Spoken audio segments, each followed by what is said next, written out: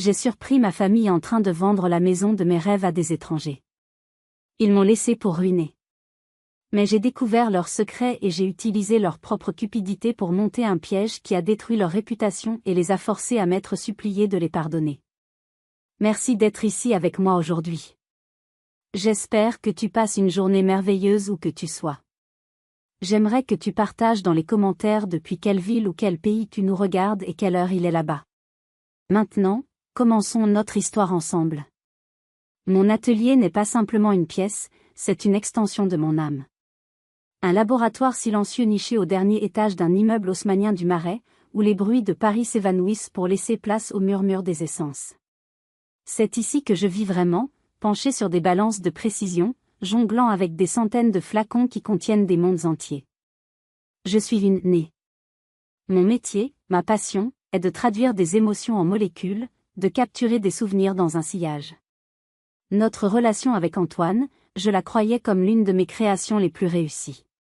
Un équilibre parfait. Il était l'artiste, le peintre charismatique et passionné, plein de fougue et de grands rêves. J'étais la scientifique, la créatrice méticuleuse, plus ancrée dans la réalité. Il était les notes de tête, vibrantes et séduisantes, j'étais les notes de fond, celles qui donnent la structure et la longévité. Ensemble, nous formions un parfum complexe, un accord que je pensais unique et durable. Je me souviens d'un soir d'été sur les quais de Seine, il avait posé sa tête sur mes genoux et m'avait dit « Tu es mon port d'attache, Élodie. Sans toi, je ne suis qu'une esquisse. » J'avais cru à cette belle image, à ce besoin qu'il avait de moi. Je finançais ses toiles, son atelier, je croyais en son talent plus que lui-même. Ce soir-là, je travaillais sur Ombre Noire, le projet le plus ambitieux de ma carrière pour la Maison du Bois. Un oriental moderne, construit autour d'une résine rare de Somalie. C'est un parfum exigeant, qui demande une concentration absolue. Quand Antoine est rentré, vers minuit, son énergie a perturbé l'harmonie de la pièce. Il revenait d'un vernissage, encore un, toujours essentiel, toujours stérile en termes de vente. Il s'est approché, m'a enlacé par derrière alors que j'étais assise. Son odeur familière de vétiver boisé, ma création pour lui, m'a enveloppée. Mais mon nez, cet instrument impitoyable et infaillible, a immédiatement décelé une anomalie. Une note étrangère, une dissonance stridente dans notre symphonie. Une vanille synthétique, tenace et vulgaire, le genre d'arôme bas de gamme qu'on associe au parfum d'ambiance pour voiture. Et pire, bien pire, sous cette couche criarde, j'ai perçu la signature spectrale de mon Ombre Noire. Mon prototype secret. Celui que je portais parfois seul, pour l'étudier. Mon cœur a cessé de battre pendant une seconde. C'était chimiquement impossible. Une contamination. Comment? Je me suis retournée, je l'ai regardé. Il souriait, mais ses yeux étaient fuyants. Je n'ai rien dit. Le doute, ce poison lent, venait d'être instillé. Quelques jours plus tard, la fiole de poison a éclaté. Je devais être à Lyon, mais une grève surprise des contrôleurs aériens avait annulé mon vol. J'ai sauté dans le premier TGV, ravi à l'idée de passer une soirée imprévue avec Antoine. Je suis arrivée à notre appartement peu après minuit. J'ai franchi la porte en silence, voulant lui faire une surprise. Dans la pénombre du couloir, j'ai senti une présence avant de la voir. L'air était lourd, saturé de cette même odeur de vanille cheap. Puis j'ai entendu un bruit dans le salon. La clé a tourné dans la serrure. La porte s'est ouverte. Antoine. Il est entré, a allumé la petite lampe du vestibule et s'est retourné pour refermer. C'est là qu'il m'a vu, debout, immobile, une ombre près de la bibliothèque. Son corps entier s'est raidi. La couleur a quitté son visage, le laissant pâle comme un linge sous la lumière jaune. Il a ouvert la bouche, mais aucun son n'en est sorti. Le silence était absolu, assourdissant. C'est alors que la voix de femme a déchiré le silence. Une voix basse et sensuelle, venant de l'autre côté de la porte qu'il venait de refermer. « Mon amour, tu ne viens pas ? » « C'est qui ?» La porte s'est entr'ouverte de nouveau. Une femme brune est apparue, son visage exprimant l'impatience, puis la confusion, et enfin le choc en me voyant. Antoine a finalement retrouvé sa voix, mais elle était étranglée, méconnaissable. « Élodie !» « Mon Dieu ! Qu'est-ce que tu fais là? Ce n'est pas ce que tu crois. C'est une collègue, L'excuse était si absurde, si insultante dans sa faiblesse, qu'elle a court-circuité ma peine. Je ne ressentais plus de chagrin. Juste un froid polaire. J'ai regardé Antoine, puis la femme, et j'ai compris. L'odeur. La trahison.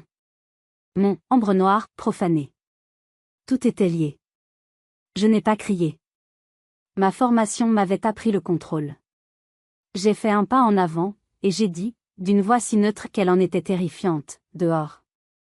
Antoine a reculé comme si je l'avais frappé. Il a attrapé le bras de la femme et ils ont disparu dans la nuit, laissant derrière eux la porte ouverte et l'odeur persistante de leurs mensonges. J'étais seule, dans mon sanctuaire violet, avec une seule certitude, la paix était terminée. La guerre ne faisait que commencer. Une fois la porte refermée, le silence est revenu, mais il était différent. Ce n'était plus un silence de paix, mais un silence lourd de décombres. Je suis restée debout au milieu du salon pendant un temps qui m'a semblé une éternité. Les vagues de l'émotion, le choc, la douleur, l'humiliation déferlaient en moi, menaçant de rompre la digue de mon sang-froid. J'ai marché jusqu'à la fenêtre et j'ai regardé les lumières de Paris, floues à travers les larmes que je refusais de laisser couler. Pleurer, c'était capituler. Mon esprit, ce muscle entraîné à l'analyse et à la déconstruction, a pris le relais. J'ai commencé à disséquer la situation comme je l'aurais fait d'une formule complexe. Le problème n'était pas l'infidélité. L'infidélité était un symptôme. La véritable maladie était la présence de mon ombre noire dans cette équation sordide. C'était le point de connexion, la note aberrante qui révélait que l'intrigue était bien plus profonde. Vers 4 heures du matin, je me suis assise à mon bureau, non pas celui de l'atelier, mais mon bureau personnel, et j'ai ouvert un carnet vierge. À la première page, j'ai écrit « Projet Vengeance ». En dessous, j'ai listé les faits connus, les inconnus, les objectifs. Je n'étais plus une femme le cœur brisé, j'étais une stratège planifiant sa prochaine campagne. Le premier appel, dès que l'aube a pointé, a été pour Sophie. En entendant ma voix, elle a tout de suite compris. « Élodie ? Qu'est-ce qui se passe ? Tu as une voix. » Il me trompe, Sophie. Mais c'est pire que ça. Je pense qu'il vole mon travail. Je lui ai tout raconté, sans fioriture, avec la précision d'un rapport de laboratoire. Je lui ai parlé de la vanille et de l'ambre noire. Ce salaud, a-t-elle murmuré. Puis, sa voix s'est durcie. D'accord. Premier réflexe, tu pleures, tu te mets en colère, tu lui pardonnes peut-être. C'est ce qu'il attend. Une réaction émotionnelle est une réaction gérable pour un manipulateur. On ne va pas lui donner ça. Que dois-je faire, alors ? Rien. Absolument rien. Tu deviens un miroir. Tu es sous le choc, tu es dévasté, tu ne sais pas quoi faire. Tu es un point d'interrogation. L'incertitude le rendra nerveux, et les gens nerveux font des erreurs. Pendant ce temps, nous, on devient des chasseurs. Il nous faut des preuves solides, Élodie. Irréfutables. On ne peut pas aller en guerre avec juste une odeur. Son conseil a agi comme un ancrage. Elle avait raison. Je devais devenir une actrice dans ma propre vie. Quand Antoine est revenu le lendemain, il ressemblait à un chien battu. Il a rampé, littéralement. Il a pleuré, il a supplié. Il a avoué une erreur stupide, un moment de faiblesse. Il a juré que cette femme ne signifiait rien. Il n'a, bien sûr, jamais mentionné mon parfum. Je l'ai regardé, et pour la première fois, je l'ai vu tel qu'il était, faible, malhonnête, et un piètre acteur. Je me suis forcée à jouer mon rôle. J'ai laissé des larmes silencieuses couler sur mes joues. J'ai hoché la tête. J'ai murmuré que j'étais trop blessée pour parler, que j'avais besoin de temps. Chaque jour qui a suivi a été une performance. Je le laissais me toucher et je devais réprimer un frisson de dégoût. Je l'écoutais me promettre la lune en sachant qu'il m'avait poignardé dans le dos. Je suis devenue une experte du silence. Un silence qui n'était pas un vide, mais un espace que je remplissais de mes plans. J'analysais chacun de ses gestes, chaque inflexion de sa voix. Je notais ses appels téléphoniques discrets, ses messages qu'il effaçait rapidement. Il pensait être en train de réparer les dégâts, de reconquérir la femme qu'il avait blessée. Il ne réalisait pas que cette femme était déjà morte et que celle qui lui faisait face était son juge, son jury, bientôt, son bourreau. Il était devenu l'objet de mon étude la plus approfondie.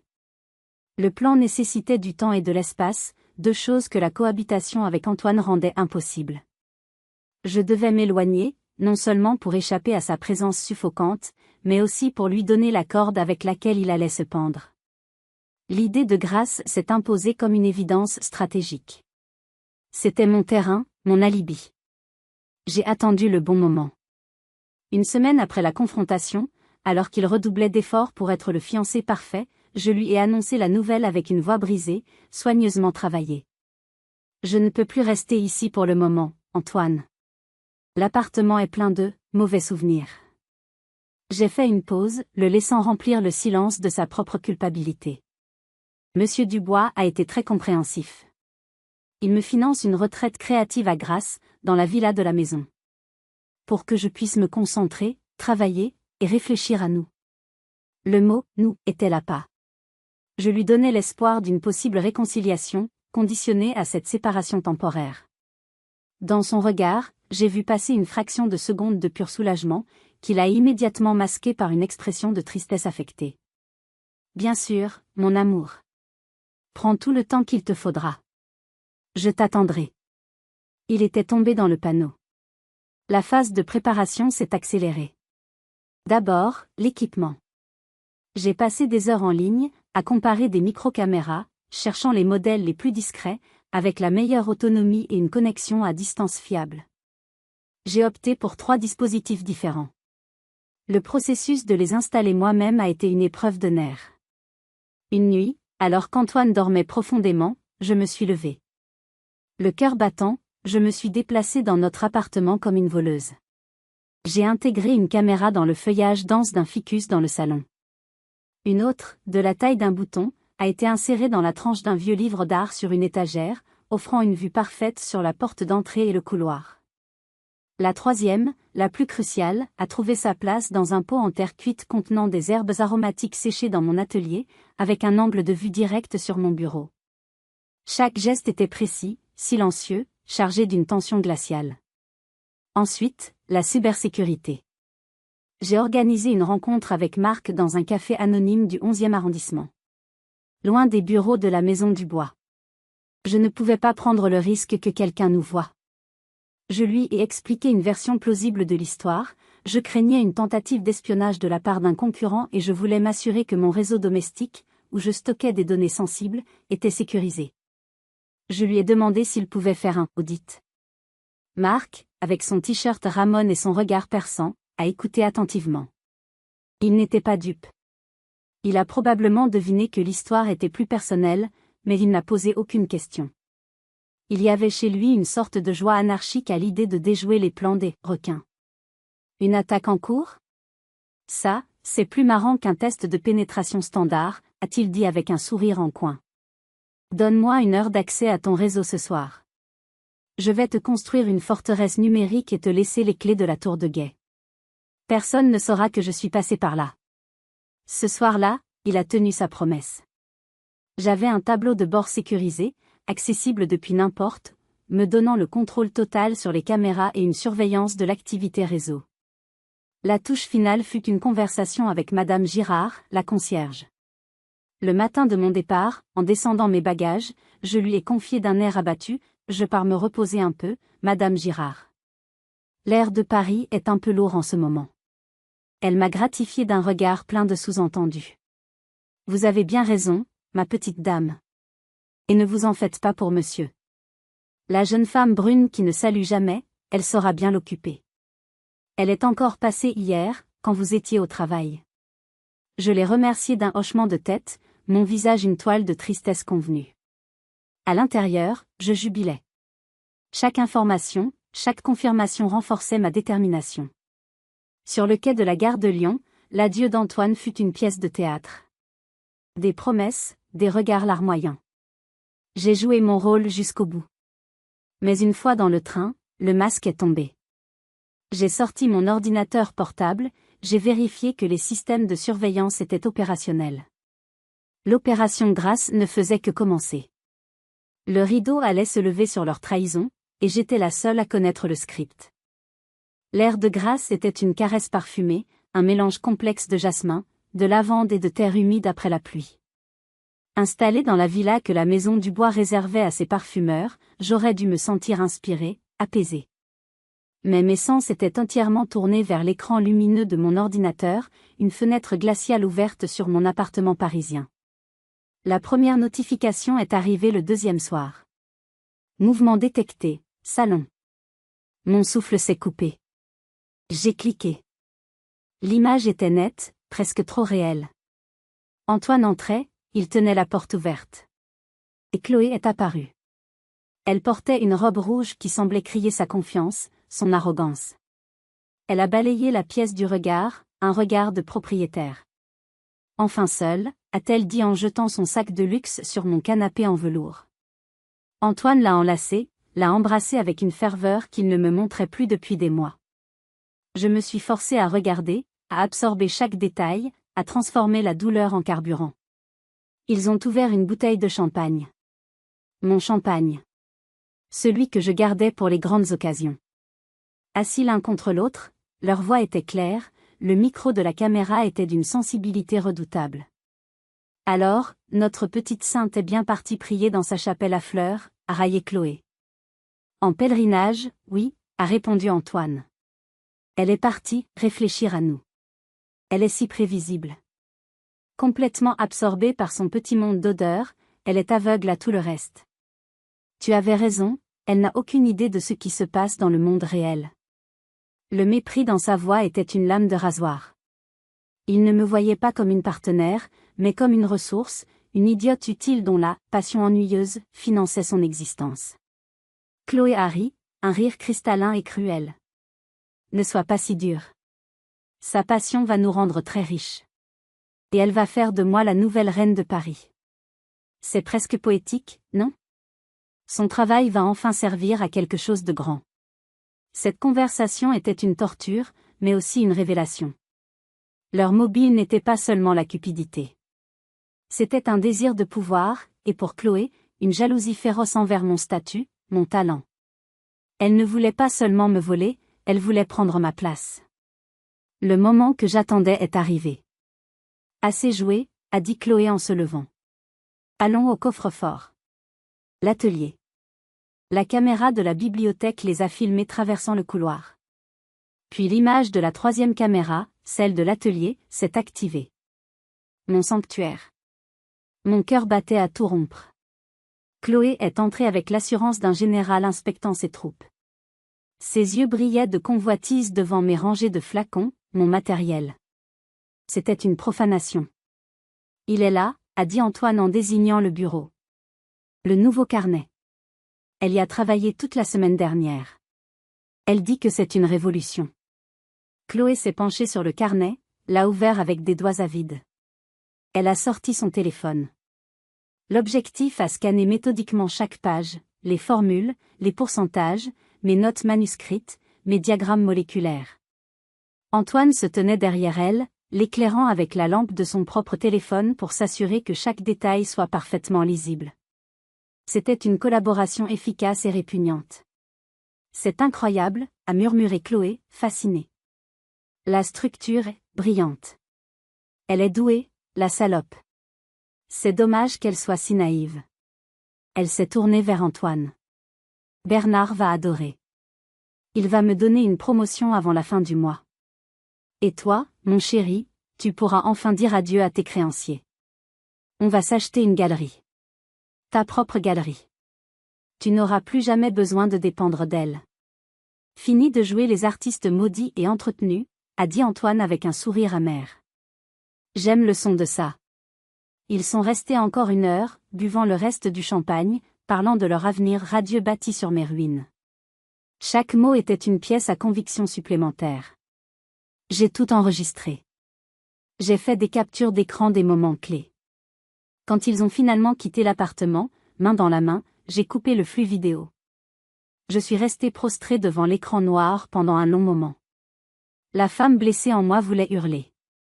Mais la stratège avait pris le dessus. J'avais les preuves. Des preuves accablantes. Le théâtre des ombres m'avait donné tout ce que je voulais. La phase d'observation était terminée. La phase de l'attaque pouvait commencer. Et elle serait impitoyable. Le soleil de grâce, d'ordinaire si bienveillant, semblait maintenant projeter des ombres longues et inquiétantes. J'avais passé la nuit à disséquer les enregistrements, à isoler les clips les plus accablants, à organiser mon arsenal de preuves numériques. La phase passive de mon plan était terminée, la phase active, bien plus dangereuse, allait commencer. Il me fallait maintenant comprendre l'ennemi dans toute sa complexité. Mon premier geste fut d'envoyer les fichiers cryptés à Sophie. Mon message était laconique, nous les tenons. Non, Chloé Renoir. Employée chez Ravel et compagnie. Lance l'enquête approfondie. Pendant que Sophie activait ses contacts, je me suis concentré sur la source inattendue qui s'était manifestée, Isabelle. En utilisant la messagerie sécurisée que Marc avait mise en place, je lui ai proposé une rencontre. La prudence était de mise.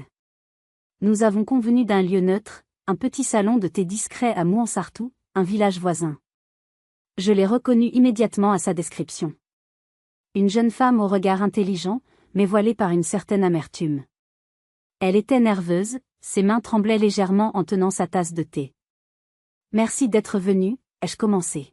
« C'est moi qui vous remercie de m'avoir cru », a-t-elle répondu. Quand j'ai vu la campagne de recrutement agressif de Ravel et que j'ai entendu des rumeurs sur une « cible » chez Dubois, j'ai tout de suite pensé à vous.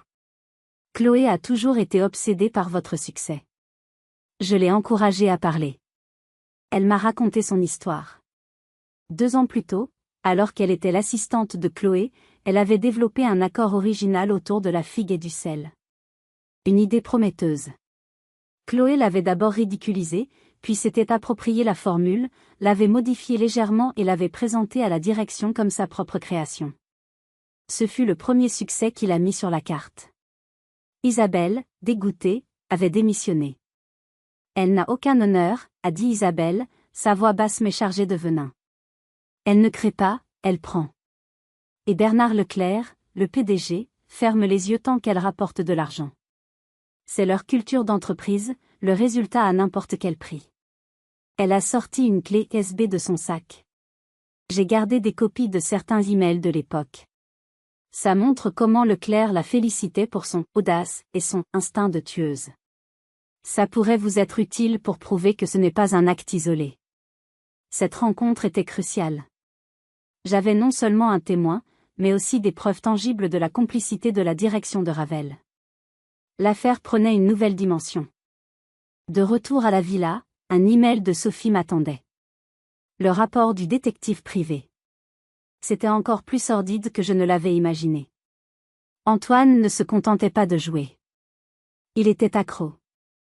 Le rapport détaillait ses visites quasi quotidiennes dans un cercle de jeux clandestins, le Caréda, situé dans les sous-sols d'un hôtel particulier près du parc Monceau. Un lieu connu pour ses mises élevées et ses méthodes de recouvrement expéditives. La dette d'Antoine s'élevait à plus de 300 000 €. Le détective avait même joint une photo, prise à la dérobée, le montrant à une table de poker, le visage en sueur, le regard désespéré. Le rapport mentionnait également le nom du propriétaire du cercle, un certain monsieur Dimitri, un personnage à la réputation sulfureuse. Antoine était piégé. Il ne s'agissait pas de financer un train de vie d'artiste, mais de sauver sa peau. Sa trahison n'était pas un choix, c'était une nécessité dictée par la peur. Cela ne le rendait pas moins coupable, mais cela le rendait encore plus pathétique. J'avais maintenant une cartographie complète. D'un côté, un empire concurrent, Ravel et compagnie, dirigé par un PDG amoral et incarné par une rivale prédatrice. De l'autre, un fiancé transformé en marionnette par ses propres démons. Ils formaient une alliance contre nature, cimentée par la cupidité et le désespoir. Je sentais le pouvoir que me conféraient ces informations. Le pouvoir de tout exposer, de tout détruire. Mais une destruction brute n'était pas mon style. Mon art, la parfumerie, est une question de dosage, d'équilibre, de timing. Ma vengeance le serait aussi. Elle ne serait pas une explosion, mais une réaction en chaîne, lente, contrôlée, et absolument dévastatrice. Le retour à Paris fut étrange. Je marchais dans les rues de ma propre ville, mais je me sentais comme une espionne en territoire ennemi. Mon appartement était un théâtre où je devais jouer le rôle de la femme qui se remet doucement d'une blessure, laissant entrevoir une lueur de pardon possible. C'était épuisant, mais nécessaire. La proie ne devait pas savoir que le chasseur était rentré. Ma confrontation la plus importante n'était pas avec Antoine, mais avec Charles Dubois. J'avais besoin de son approbation, de sa bénédiction, et plus important encore, de ses ressources. J'ai sollicité une audience. Son bureau au sommet de l'immeuble de la place Vendôme était un havre de boiseries sombres, de cuir ancien et de silence feutré. C'était la salle du trône. Je ne suis pas venue les mains vides. J'ai préparé une présentation, comme pour un lancement de produit. Claire, concise, factuelle. J'ai posé une tablette sur l'immense bureau. Monsieur Dubois, nous sommes la cible d'un acte d'espionnage industriel d'une rare agressivité. Et j'ai un plan pour y répondre. Son regard, habituellement paternel, s'est aiguisé. Il a écouté sans dire un mot pendant que je déroulais l'épreuve. J'ai commencé par la vidéo de Chloé et Antoine dans mon atelier. Son visage s'est durci, ses doigts se sont crispés sur les bras de son fauteuil. J'ai poursuivi avec le profil de Chloé Renoir, son rôle chez Ravel et compagnie.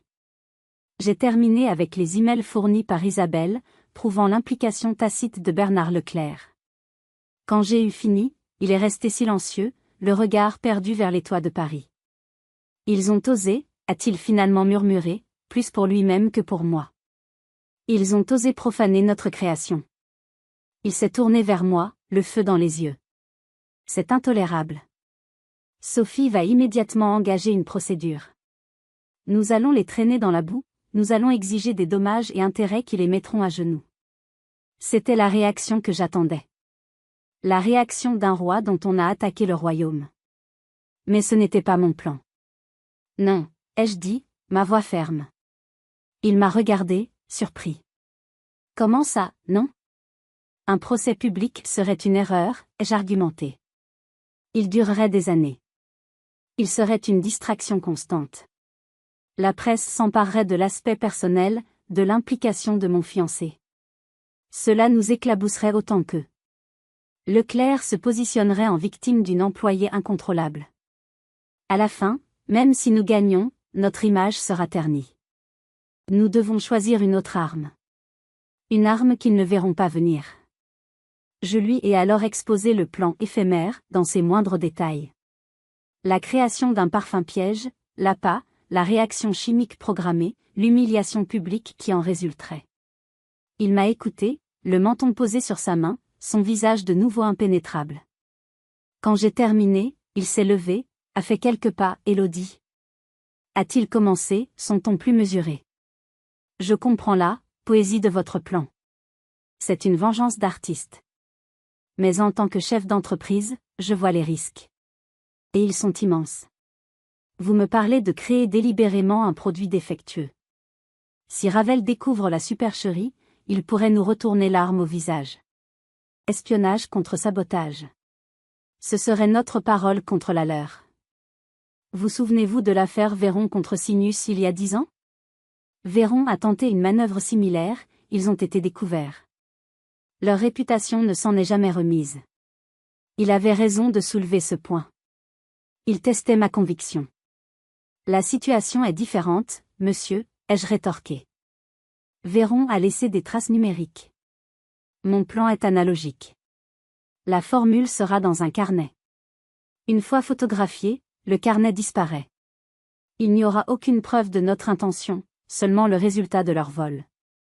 Ils ne pourront jamais prouver que nous les avons piégés. Comment pourraient-ils l'avouer? Nous avons volé une formule, mais, votre honneur, il s'est avéré que c'était un piège. Ils seraient la risée du monde des affaires. Leur cupidité est notre meilleure police d'assurance. Je me suis rapproché de son bureau. C'est plus qu'une vengeance. C'est un message. Un message à toute l'industrie. La maison Dubois n'est pas une belle endormie qu'on peut piller. Nos créations ont une âme, et nous la défendrons avec la dernière férocité. Mon propre discours m'a surprise. La femme timide avait laissé place à une guerrière. Monsieur Dubois m'a fixé pendant un long moment. Un lent sourire a étiré ses lèvres. Ce n'était pas un sourire chaleureux. C'était le sourire d'un joueur d'échecs qui voit un coup de maître. Vous avez le feu de votre grand-père, a-t-il dit. Mon grand-père était le fondateur de la maison. Il aurait adoré ce plan.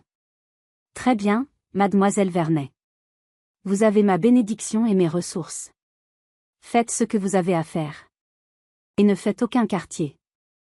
J'avais convaincu le roi. Le piège allait pouvoir être fabriqué.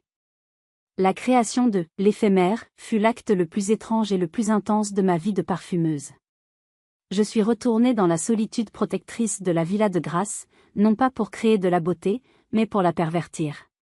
C'était un acte contre nature, une sorte de messe noire olfactive. Le processus créatif est habituellement guidé par la recherche de l'harmonie, de la stabilité, de la longévité. Cette fois, mon objectif était l'exact opposé, créer une instabilité programmée, une beauté conçue pour se métamorphoser en laideur. J'ai passé la première semaine à construire la façade, le cheval de Troie. Je voulais que l'appât soit irrésistible, d'une évidence commerciale telle que même un comité marketing prudent aurait crié au génie. J'ai sélectionné les matières premières les plus en vogue, les plus chères. Le départ était une explosion de litchi et de pamplemousse rose, des notes juteuses et pétillantes. Le cœur était une pivoine photographique, soutenue par une rose de Damas et une touche de frésia pour la fraîcheur. C'était féminin, moderne, et terriblement séduisant. N'importe quel « nez » de la concurrence, en voyant une telle formule, aurait immédiatement reconnu un best-seller potentiel.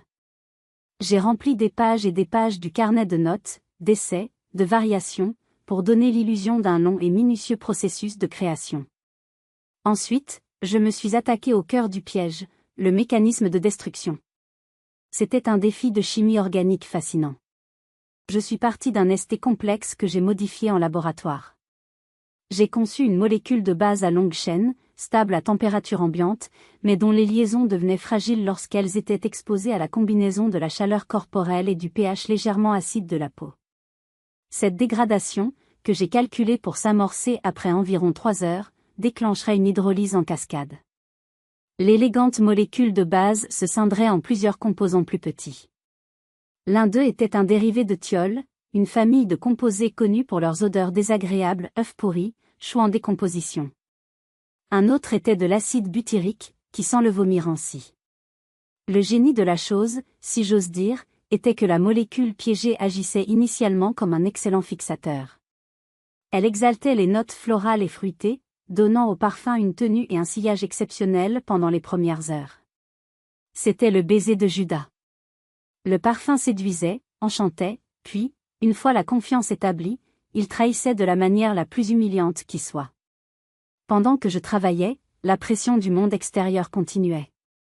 Un soir, le visage d'Antoine est apparu sur mon écran lors d'un appel vidéo.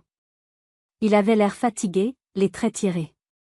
Il me montrait une nouvelle toile, une abstraction confuse et sans âme. Il me disait que je lui manquais, que l'appartement était vide sans moi. C'était une performance pathétique, et je l'écoutais avec une distance clinique. Puis ce fut l'appel de sa mère, Martine. Cette fois, son ton était moins mielleux, plus direct. Élodie, il serait peut-être temps de rentrer maintenant.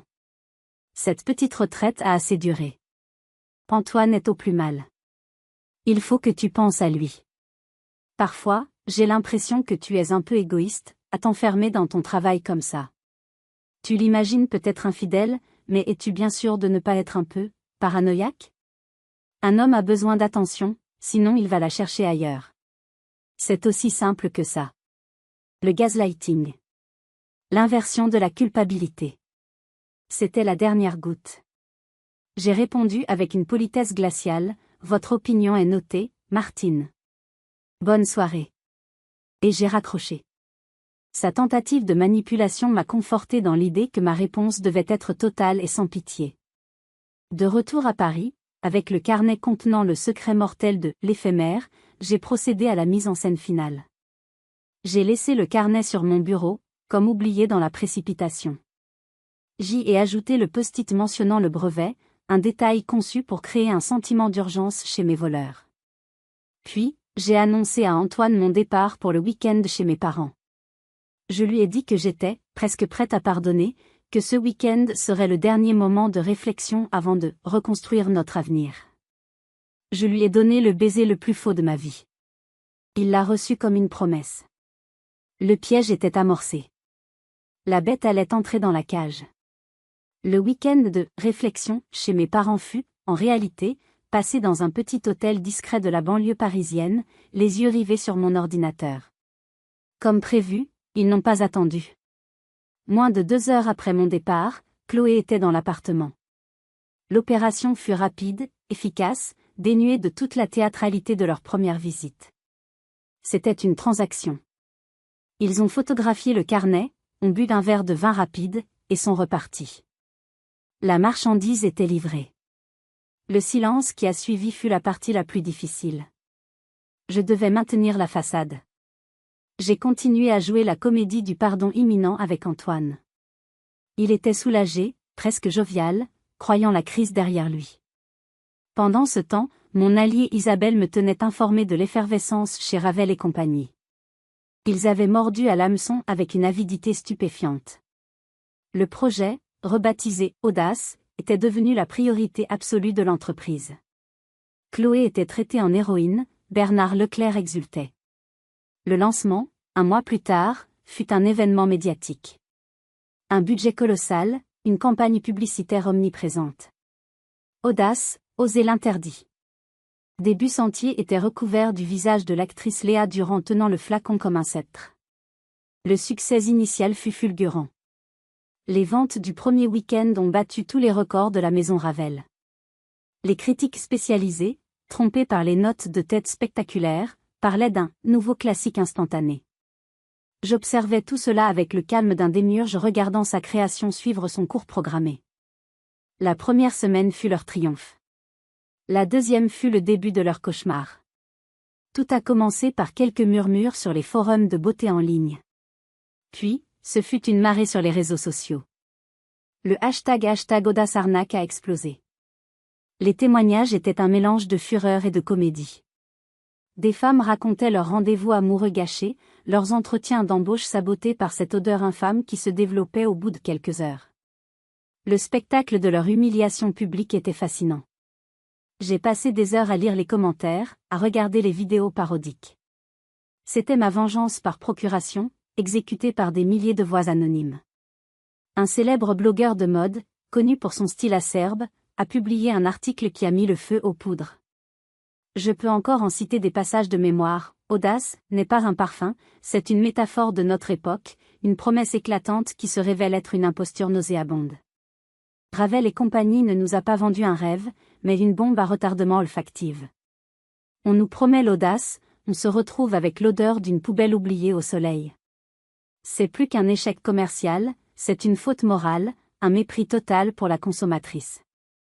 On se demande quel nez a bien pu concevoir une telle horreur. À moins que le but n'ait jamais été de sentir bon, mais simplement de flouer le client assez longtemps pour encaisser le chèque. Cet article a été le tournant. Les médias traditionnels ont repris l'affaire. Ce n'était plus un simple « bad buzz », c'était un scandale industriel. L'effet domino a été impitoyable.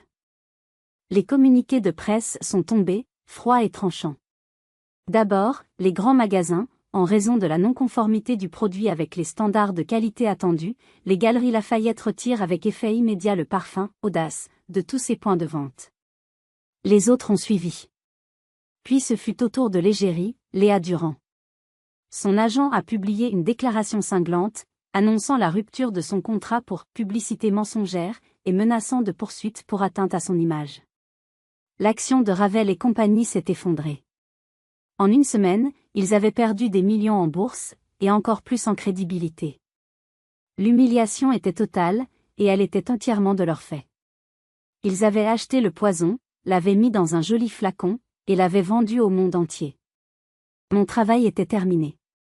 Le leur ne faisait que commencer, ils devaient maintenant essayer de survivre à la tempête qu'ils avaient eux-mêmes déchaînée. Le coup de grâce ne pouvait être porté dans l'ombre. Il exigeait un théâtre, une audience, et un éclairage brutal. Le gala annuel de la Rose d'Or, qui se tenait cette année-là dans les salons opulents de l'Opéra Garnier, était la scène parfaite. C'était le sommet de la vie sociale de l'industrie, un lieu où les réputations se faisaient et se défaisaient sur un murmure. L'orchestration fut d'une précision diabolique. Par l'intermédiaire de M. Dubois, qui siégeait au conseil d'administration de la Fédération de la parfumerie, nous avons arrangé une médiation d'urgence.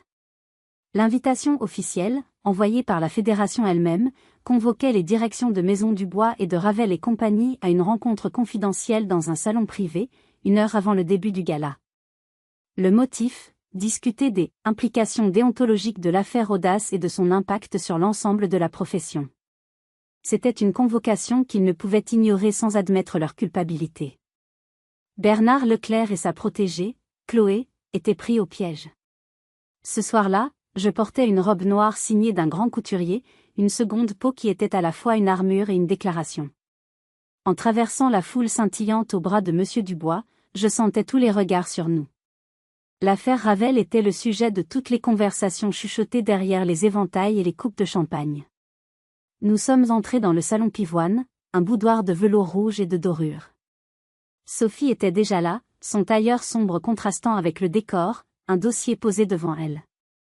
Marc, notre ange gardien numérique, était discrètement installé dans un coin avec un ordinateur portable, se faisant passer pour un assistant technique.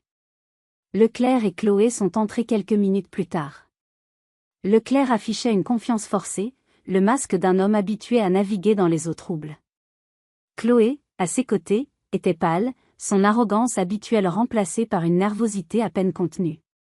Ils s'attendaient à une discussion tendue sur des pourcentages de dédommagement. Ils allaient faire face à un tribunal.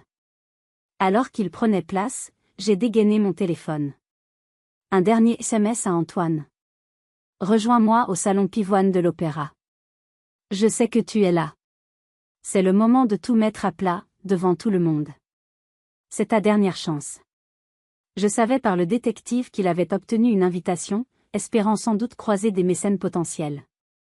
Il est arrivé quelques minutes plus tard, essoufflé, son nœud papillon légèrement de travers. Son regard a balayé la pièce, passant de moi à Chloé, puis à Leclerc. La panique a commencé à poindre dans ses yeux quand il a compris que ce n'était pas une confrontation amoureuse, mais quelque chose de bien plus grave. Sophie a laissé le silence s'installer, pesant, avant de prendre la parole. Sa voix était posée, sans émotion, celle d'une avocate énonçant des faits. Messieurs, mademoiselle. Nous sommes ici pour clarifier certains points. Monsieur Leclerc, vous prétendez que mademoiselle Renoir est la seule responsable du fiasco Audace. Est-ce exact? Absolument, a répondu Leclerc sans hésiter. Une erreur de jugement impardonnable de sa part. Chloé a blêmi, mais n'a rien dit. Et vous, mademoiselle Renoir, a continué Sophie, vous soutenez avoir créé cette formule seule? Oui, a-t-elle menti, le regard fuyant. C'était mon projet. Intéressant, a dit Sophie. Elle a fait un signe discret à Marc. L'écran plat, qui semblait être un simple miroir, s'est allumé. Alors expliquez-nous ceci. La première image est apparue, la vidéo de mon atelier. En haute définition. Le silence dans la pièce était total, seulement brisé par le son de la vidéo. On voyait Chloé, photographiant mes carnets. On entendait la voix d'Antoine, claire comme du cristal, la guidant. On les entendait se moquer de moi. Chloé a poussé un petit cri étranglé. Leclerc s'est affaissé dans son fauteuil comme si on lui avait donné un coup de poing dans le ventre. Antoine était pétrifié, le visage exsangue. Ceci, messieurs, mademoiselle, s'appelle du vol de propriété intellectuelle, de l'espionnage industriel et de la violation de domicile, a énoncé Sophie. Et ça, c'est ce qui suit. L'écran a affiché les transactions bancaires. Le virement de la société écran de Ravel vers le compte d'Antoine. Leclerc a tenté de se défendre. C'est un montage. Je n'ai jamais autorisé. Vous n'avez jamais autorisé cela? Sophie l'a coupé net. Elle a projeté les emails fournis par Isabelle. Les messages de félicitations de Leclerc à Chloé pour son « Audace » des années auparavant. Votre culture d'entreprise de la prédation est bien documentée, monsieur Leclerc. C'était fini. Ils étaient démasqués, leurs mensonges exposés sous la lumière crue de l'écran. Leclerc a compris qu'il devait sacrifier une pièce pour sauver son roi. Il s'est tourné vers Chloé, son visage tordu par la fureur. Vous êtes renvoyé. Sur le champ. Ne remettez plus jamais les pieds dans mes bureaux. Antoine, lui, s'est tourné vers moi, un dernier espoir absurde dans les yeux. Élodie, je peux tout expliquer. Je me suis levée, je me suis approchée de lui. Je l'ai regardé, non pas l'homme que j'avais aimé, mais l'inconnu qu'il était devenu. Il n'y a rien à expliquer, Antoine, ai-je dit, ma voix n'étant qu'un murmure. Le silence te va si bien. Puis, avec mon équipe, j'ai tourné les talons et j'ai quitté le salon, les laissant à leur défaite, au milieu des velours rouges qui semblaient soudainement avoir la couleur du sang. Le retour dans la grande salle de bal de l'opéra fut surréaliste. L'orchestre jouait une valse de Strauss, les couples tourbillonnaient sous les lustres de cristal, le champagne coulait à flots. Personne ne se doutait que dans un salon voisin, un empire venait de vaciller et plusieurs vies de basculer. Nous avons repris notre place comme si nous étions simplement allés prendre l'air, nos visages impénétrables. Mais les murs des palaces ont des oreilles. Avant même que le dessert ne soit servi, la nouvelle a commencé à se propager, d'abord comme un frémissement, puis comme une onde de choc. Chloé Renoir a été licenciée. En plein gala. Il paraît qu'il y a une histoire d'espionnage. Le nom de Ravel était sur toutes les lèvres, associé au scandale. Derrière la porte close du salon Pivoine, la scène que j'avais quittée s'est transformée en un pugilat sordide. Je l'ai appris plus tard, par un membre du personnel qui avait tout entendu. Une fois seuls, Chloé et Antoine s'étaient déchirés comme des bêtes sauvages. C'est de ta faute, aurait crié Chloé. Tu étais censé être discret, tu n'es qu'un amateur, un raté. Ma faute, aurait hurlé Antoine en retour. C'est toi et ton ambition démesurée qui nous ont mis dans ce pétrin. Tu m'as utilisé. Tu m'as menti en disant que tout était sous contrôle. Leurs accusations mutuelles se sont terminées par des insultes, jusqu'à ce que la sécurité du gala, alertée par le bruit, n'intervienne pour les séparer et les escorter hors des lieux par des issues différentes. C'était la fin laide et pathétique de leur « grande alliance ». Les conséquences officielles n'ont pas tardé. Le lendemain, nos avocats ont envoyé une lettre à Ravel et compagnie, détaillant nos preuves et nos exigences. Pour éviter un procès public qui aurait exposé au grand jour le rôle de son PDG, Ravel a choisi la capitulation. L'accord confidentiel qui a été signé était d'une sévérité sans précédent dans l'industrie. Les dommages et intérêts se chiffraient en millions, mais la clause la plus importante était non financière. Ravel et compagnie devaient publier une lettre d'excuse publique pour grave manquement à l'éthique professionnelle, sans nous nommer, mais le contexte était évident pour tout le monde. C'était une humiliation suprême. Chloé est devenue une pestiférée. Son nom était grillé. Les chasseurs de tête ne répondaient plus à ses appels. Ses amis dans le milieu la fuyaient. Elle, qui avait rêvé d'être la reine de Paris, était devenue un fantôme. Le sort d'Antoine fut différent, plus intime, mais tout aussi dévastateur. Son père, Jean-Pierre de la Roche, a réagi avec la rigueur d'un patriarche de l'ancien monde.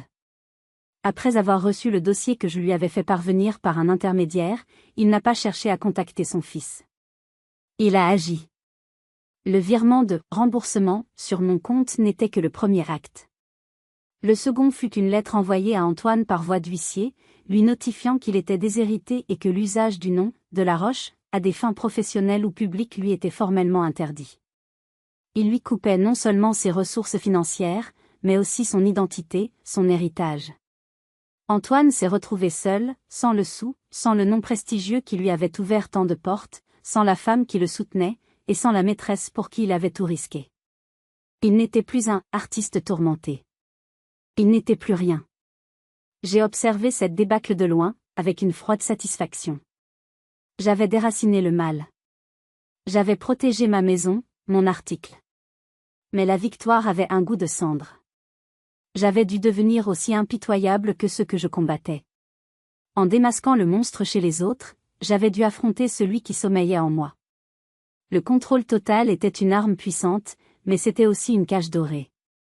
Et j'étais désormais seul à l'intérieur. 1 an. 12 mois pour que la poussière retombe et que les nouvelles réalités s'installent, dures comme le granit.